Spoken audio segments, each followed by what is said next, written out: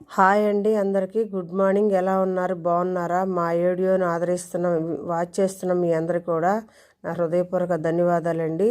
చూడండి ఫ్రెండ్స్, ఈరోజు మీ ఇంట్లో మీరు పెరుగు తోడుపెడితే సరిగ్గా తోడుకోవట్లేదా? కాబట్టి ఈరోజు పెరుగుని ఎలా తోడుపెట్టుకోవాలో వీడియో ద్వారా మీకు తెలియజేస్తున్నాను.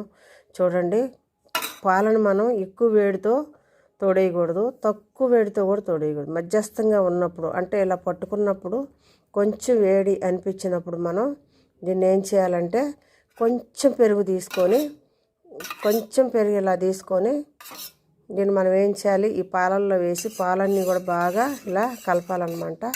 కలిపిన తర్వాత దీని మీద మనం మూత పెట్టుకోవాలి. ఇలా మూత పెట్టుకున్న తర్వాత మూత సరిగ్గా పెట్టుకోవాలండి. ఎందుకంటే ఈ సందులో ఈ గ్యాప్లో వచ్చేసి దోమలు కానీ ఈగలు కానీ అలాగే మరి దుమ్ము కానీ ధూళి కానీ పడిద్దండి. అలాగే పిల్లులు కానీ ఎలుకలు కానీ కూడా ఈ పెరుగుని మనం లేనప్పుడు వచ్చి తింటుంటాయండి. కాబట్టి మనం ఏం చేయాలంటే ఈ మూత వేసిన తర్వాత చూడండి, సేఫ్గా ఉండటానికి పెరుగు చూడండి నేనేం చేస్తానంటే ఒక బౌల్ని తీసుకొని ఈ గిన్నె మీద ఇలా కవర్ చేస్తానండి.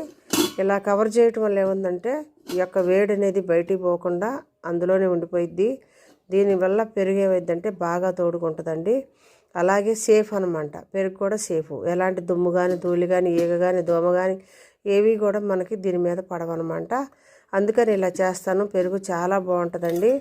ప్లీజ్ ఫ్రెండ్స్, మీరు కూడా ఇలా చేయండి. నేను ఇలాగే చేస్తాను, మీరు కూడా చేయండి. ఒకసారి ట్రై చేసి చూడండి. మా వీడియో నచ్చితే లైక్ చేయండి, సబ్స్క్రైబ్ చేయండి. Thank you so much.